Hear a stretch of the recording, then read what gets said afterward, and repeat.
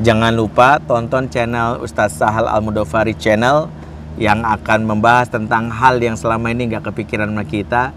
Menjadi lelaki hebat bukan dengan banyak harta, dengan banyak medali, tapi satu, mampu membuat istri dan anak bahagia. Nanti kita bahas. Oke, Allah Akbar.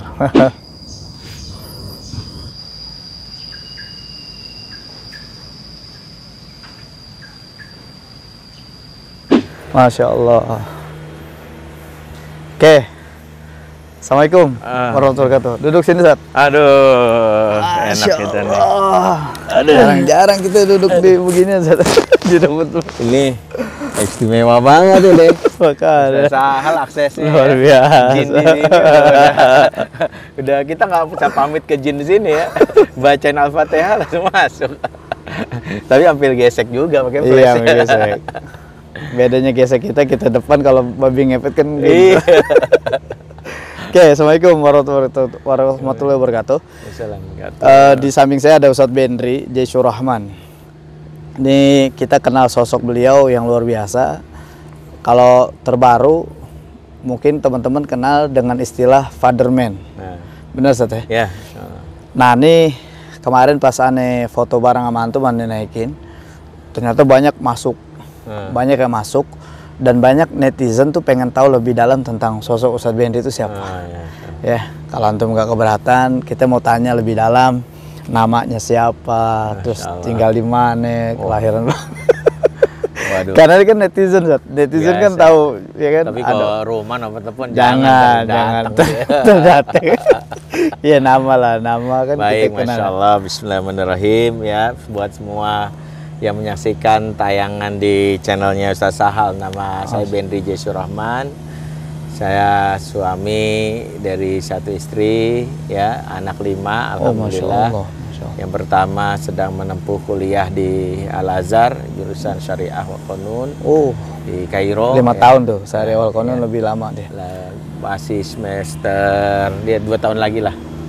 Yang kedua homeschooling, persiapan juga rencananya mau ngambil pesantren, baru rencana di Amerika di Imam Syamsi 345, sekolah di komunitas yang kita bareng-bareng bikin sama Ayah Irwadinadi, guru saya. Sehari-hari lebih banyak ikut dalam sebagai mubalik, tapi sekaligus penulis, dan lebih banyak campaign tentang pengokohan keluarga. Jadi pentingnya sekarang ini salah satu sektor yang kita rasain memang lagi diserang banget di negeri ini, yaitu tadi sektor keluarga ya. Kepedulian pemerintah dan keluarga boleh kita anggap minim ya. Ini kalau kita lihat kan, setiap sesuatu yang kita anggap penting pasti diurus di negeri ini dengan sampai bikin kementerian. Kesehatan penting nggak? Wah, penting banget, bikin kementerian kesehatan.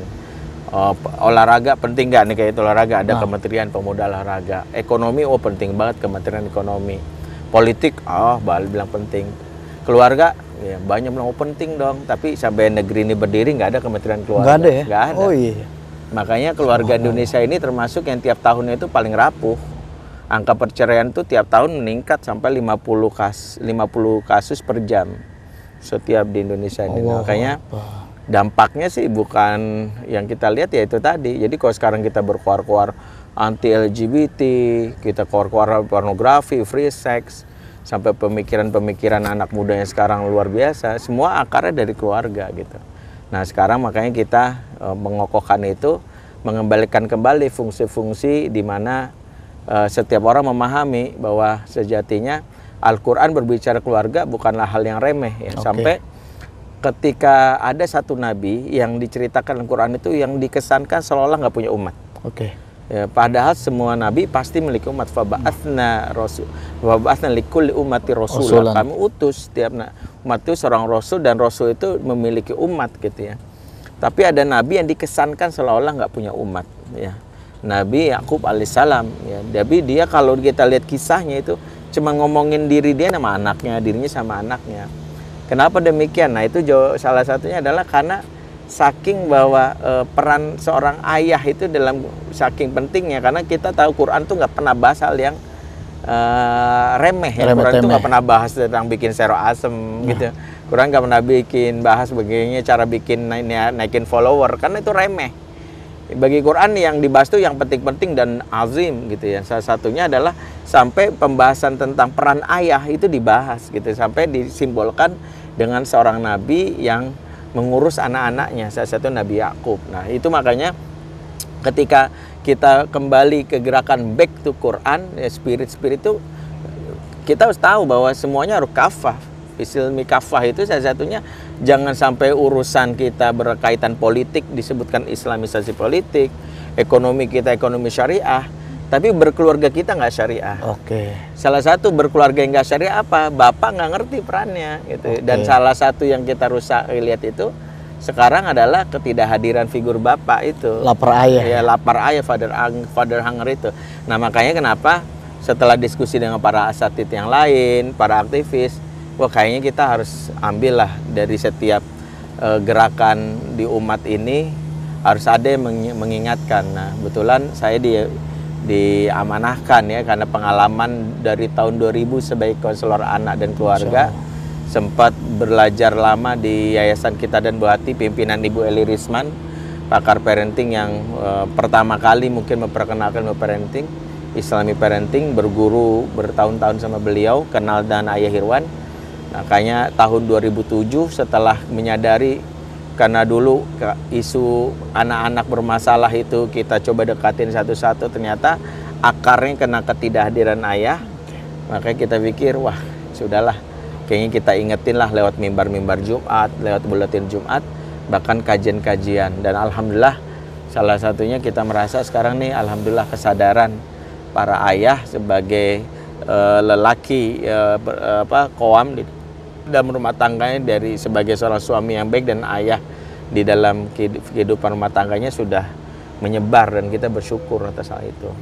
Mohon maaf, kita pindah nih tadi di rumput, sekarang di sini karena ada petugas ngingetin kita. Ternyata duduknya rumputnya nggak boleh. Rumputnya butuh nafas. Ya, katanya kita dudukin dia. Iya, kagak ngap. Tapi luar biasa guys, alhamdulillah. Ini penjelasan beliau. Ini kita baru nanya namanya, latar belakangnya, sosok beliau. Ini baru ujung kuku kali, karena ilmu beliau luar biasa soal keluarga. Apalagi netizen kan banyak penasaran sosok Ayah Bendri ini gimana, kan dikenalnya Ayah Bendri, fatherman, luar biasa. Nah, background beliau juga tadi udah disebutkan, dulu pernah belajar dengan Bu Eli Risma, terus Ayah Irwan ya. Iya. Masya Allah. Terus, aduh, gue bingung ngomong panjang lebar karena masih di ujung kuku banget nih kita panjang lebar tentang beliau. Nah, sekarang gini Sat, kan Ustadz tadi kayak memberikan penjelasan hal yang penting kayak di negeri ini, terus benar kita juga baru tahu bahwasanya baru sadar kayak ekonomi penting tapi ada menteri ekonomi, tapi keluarga nggak ada.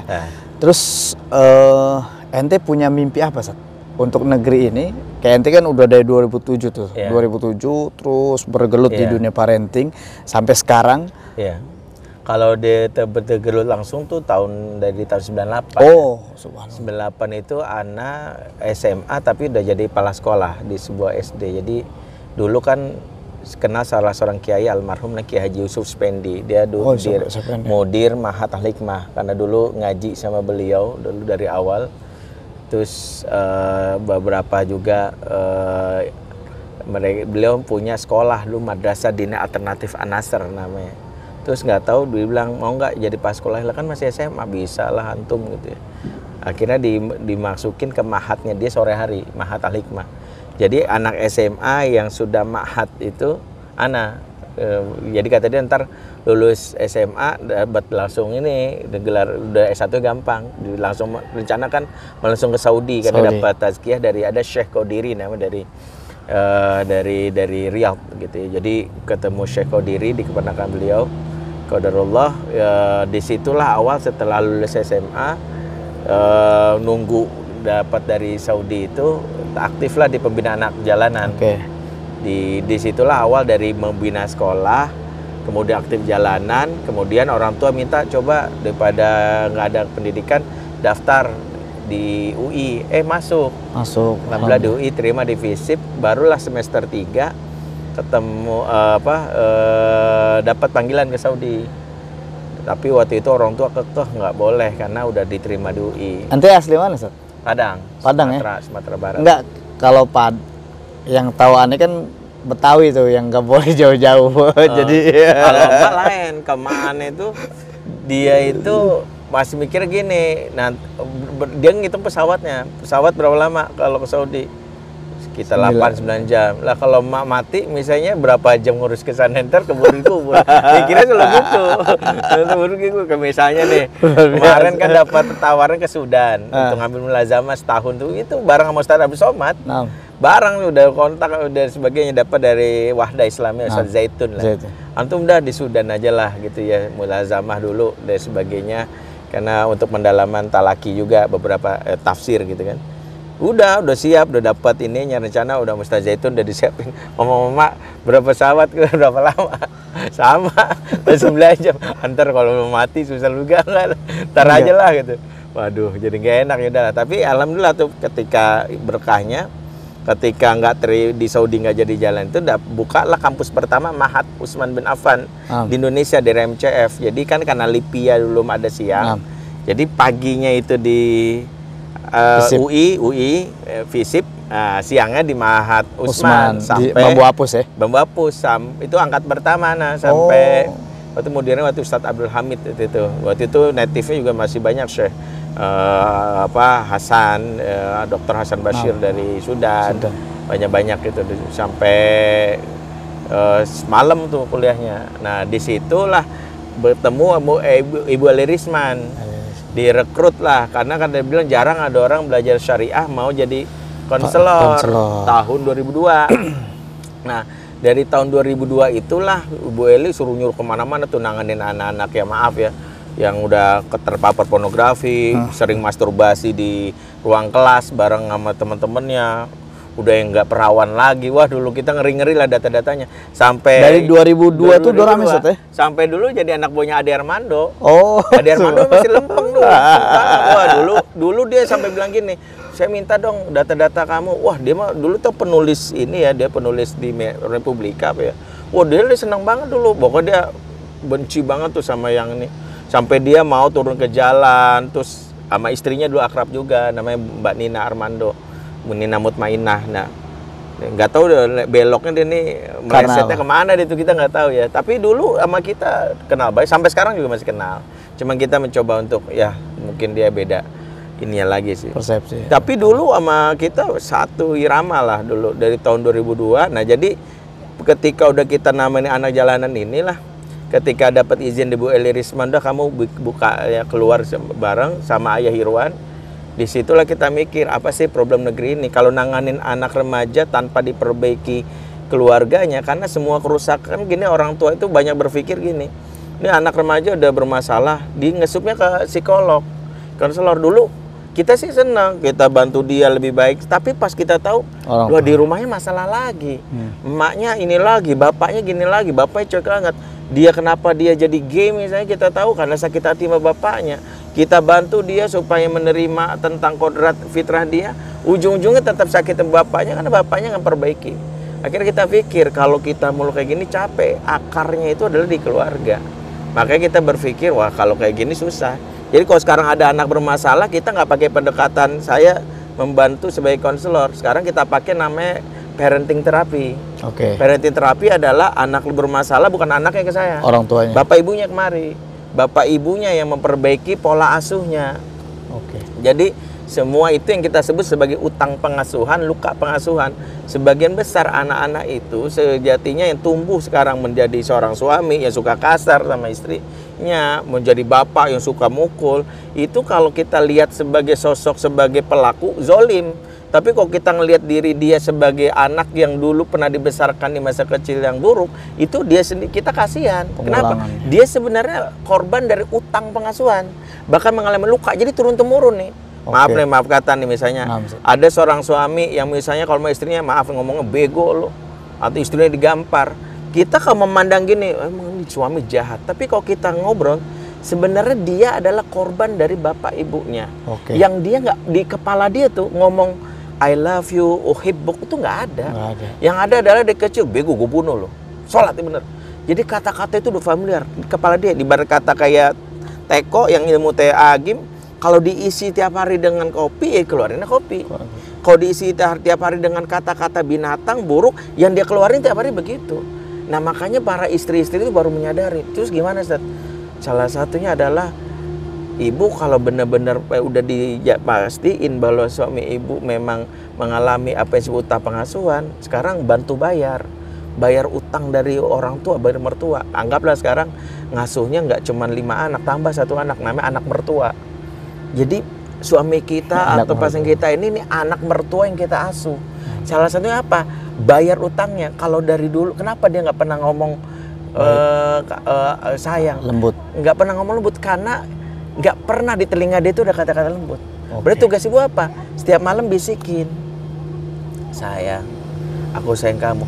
Kalau dia sering mendapat kata-kata gitu kayak gelas. Kalau istilah Quran itu kan gini, dalam surat Hud 114, Innal hasanat yudhibna sayiat. Sesungguhnya al-hasanat, sesuatu yang baik banyak akan mengusir keburukan. Tugas kita adalah memperbanyak aja. Nanti lama-lama dia terbiasa. Terbiasa, orang tuh kalau udah terbiasa dengan sesuatu yang baik, familiar. Ya, misalnya sesuatu dia udah biasa gitu. Kayak Ana misalnya hari ini olahraga. Kalau udah biasa itu. Jadi pagi-pagi yang namanya mager tuh udah badan malah kayaknya kayak gelisah gitu. Ada yang kurang ya? Ada yang kurang karena udah biasa, udah sering banget, udah jadi pola. Lama-lama tuh kalau orang udah terbiasa dengar kata-kata yang positif, dia akan mengusir sendiri. Apaan sih? Lidah dia udah ngomong yang namanya kata-kata kasar tuh udah nggak biasa. Nggak ini. Nah itulah kenapa kita selalu melihat ini dari sisi, oh ternyata ada pola asuh yang selama ini harus kita benerin lagi. Jadi kita putus sekarang nih generasi yang dulu mungkin bapak ibunya nggak punya basic ilmu pengetahuan dalam parenting, dan kita jadi anaknya, kita jangan nurunin ke anak kita.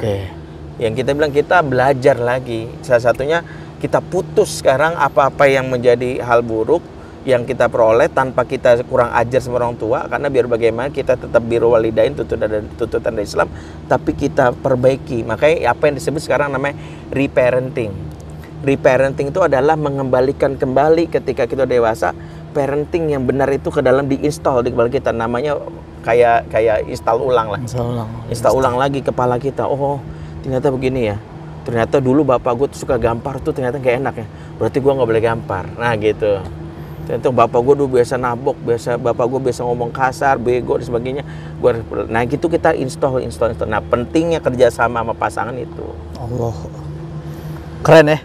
Keren banget. Ini baru ujung kukunya lah, belum ada apa-apanya. Luar biasa nih buat Ustadz Fendri nih. Luar biasa.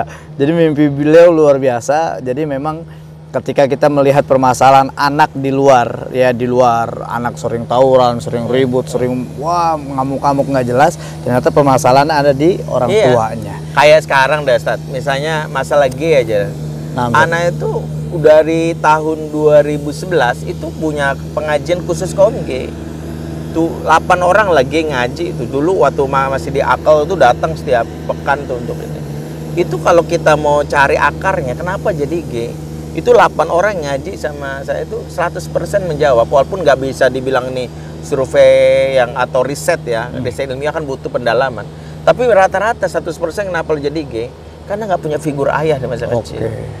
Makanya hati-hati, ini sering juga, ini nasihat buat para siapapun ya, para aktivis atau apa. Kadang-kadang kan kita sering berteriak anti LGBT, tapi tanpa sadar bertenak bencong di rumah sendiri. Banyak masalah ini kalau iseng-iseng aja, iseng gitu. Misalnya kan kemarin dapat habis kajian nih, kebetulan mengisi kajian di sebuah BUMN di sini lah. Ngomonglah sedikit tentang hal ini. Ternyata anak tantang gini. Coba Pak, salah satu direkturnya, di anak buah Bapak yang agak-agak kemayu, yang laki-laki, yang bahkan ada dipanggil Neng, di laki-laki dipanggil Neng.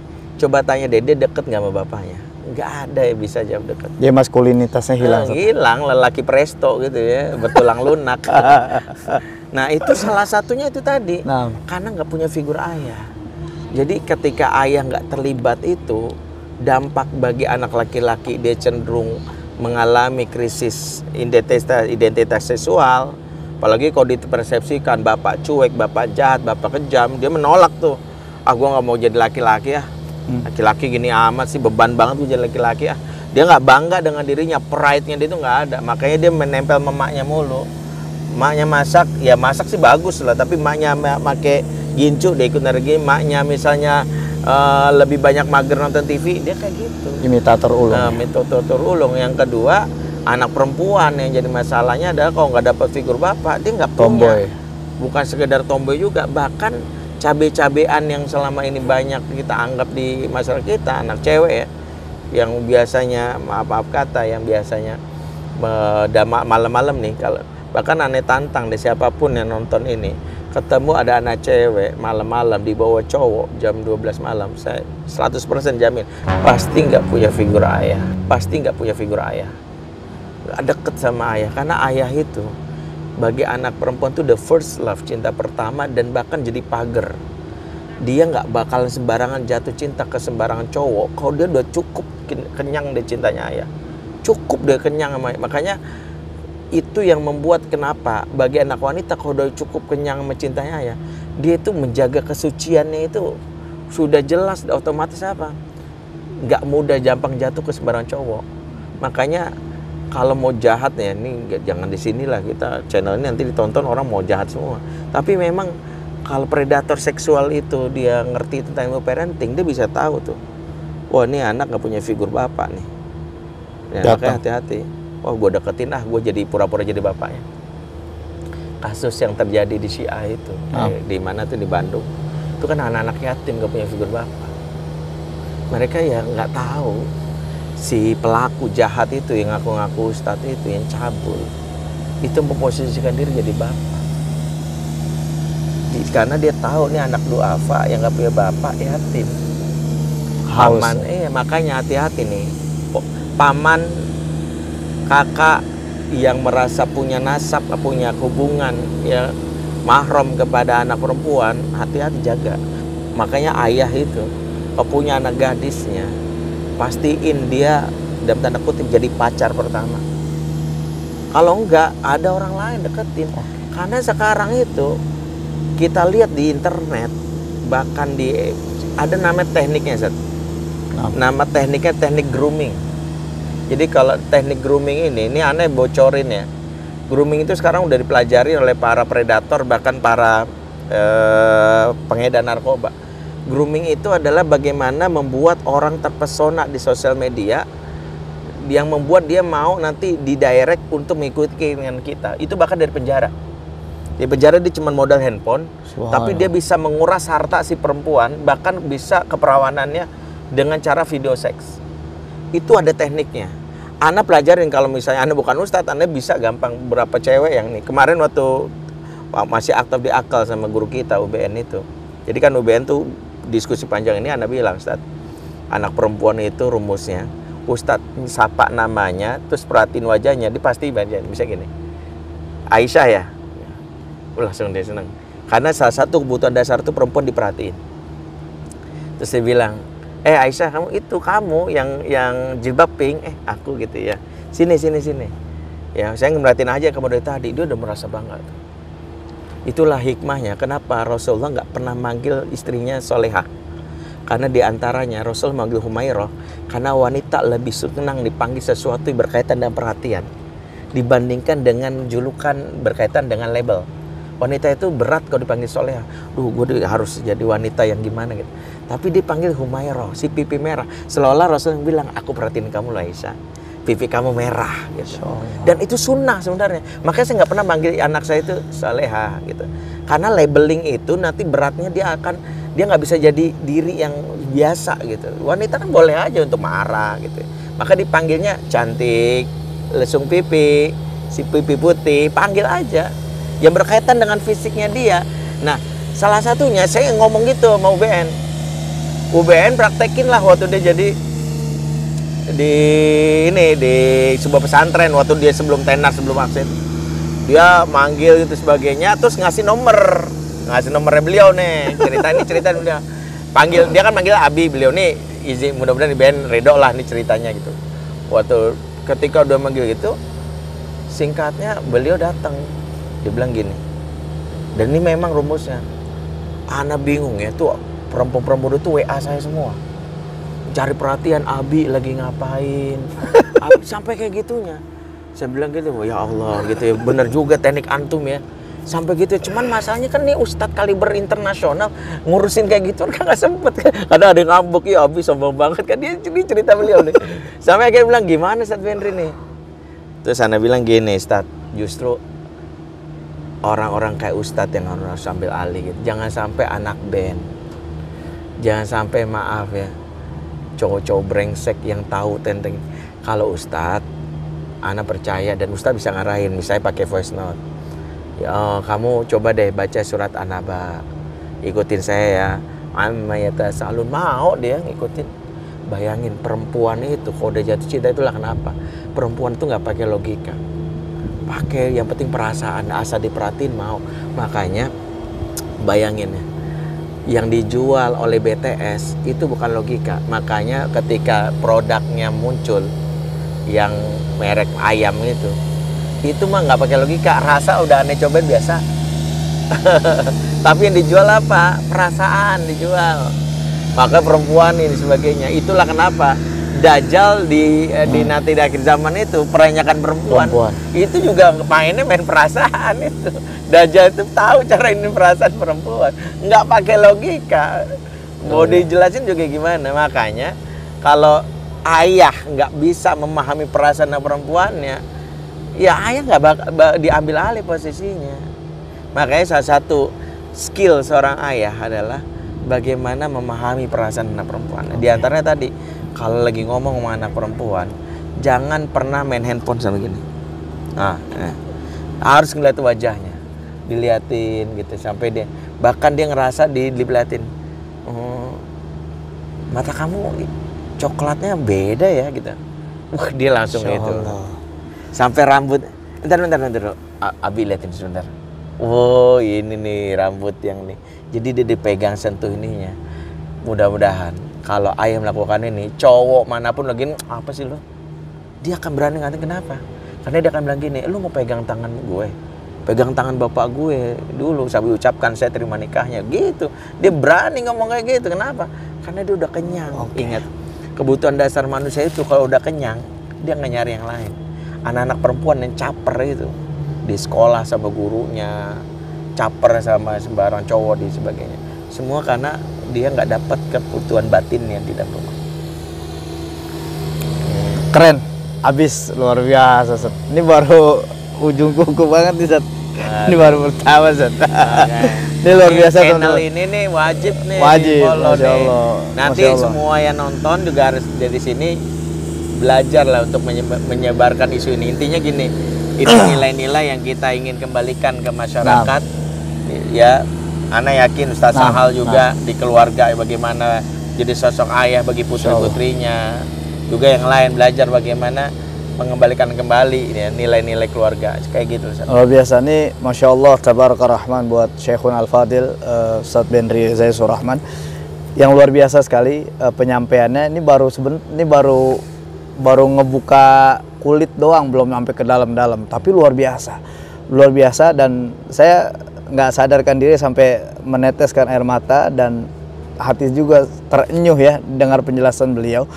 Dan menjadi renungan bersama bagi kita bahwasanya apakah kita sudah menjadi posisi ayah yang baik, menjadi sosok ayah yang memang dirindukan, dinantikan, bahkan sosok ayah yang memang menjadi cinta pertama untuk anak perempuannya. Ini luar biasa dan semoga kita memang tidak mengalami, di anak-anak kita tidak mengalami lapar ayah. Insya Allah ya.